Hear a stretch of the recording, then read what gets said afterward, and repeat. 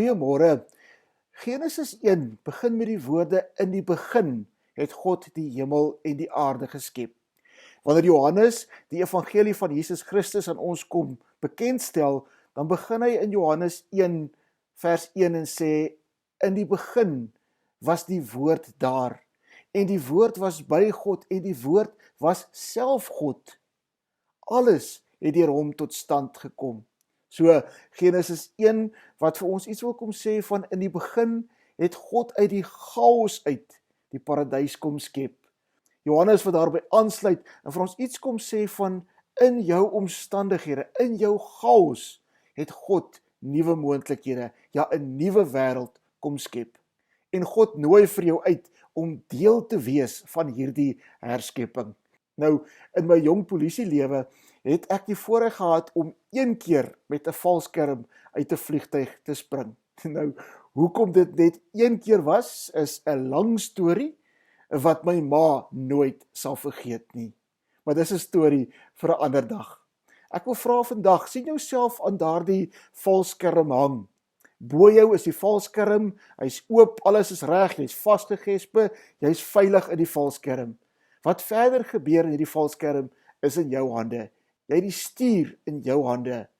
God wat jou vashou en jy het beheer oor watter rigting jy ingaan.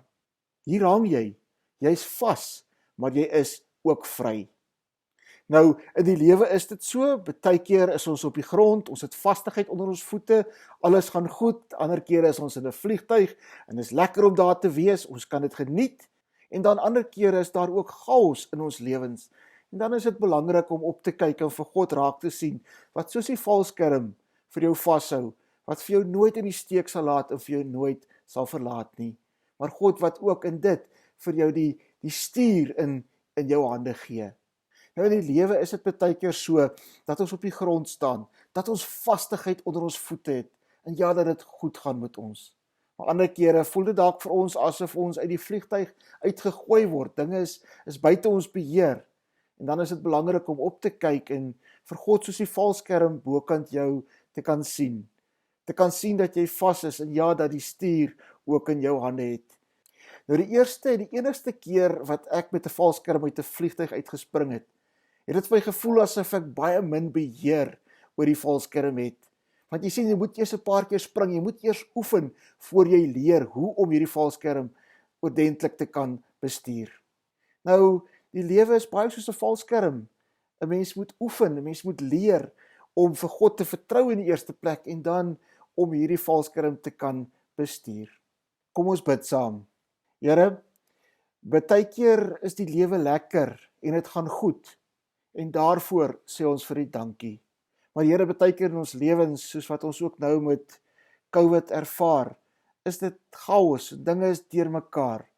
Help vir ons om in sulke tye, in hierdie tye, te kan opkyk en vir U soos die valskerm bokant ons te kan raak sien. Te kan sien dat ons vas en veilig is. En Here, help dan vir ons om te oefen om hierdie valskerm te kan stuur. Ons vra dit in die naam van die Here Jesus Christus. Amen. Kyk op. Jy is vas, maar jy is vry. Mooi dag vir jou in God se liefdevolle en versorgende teenwoordigheid.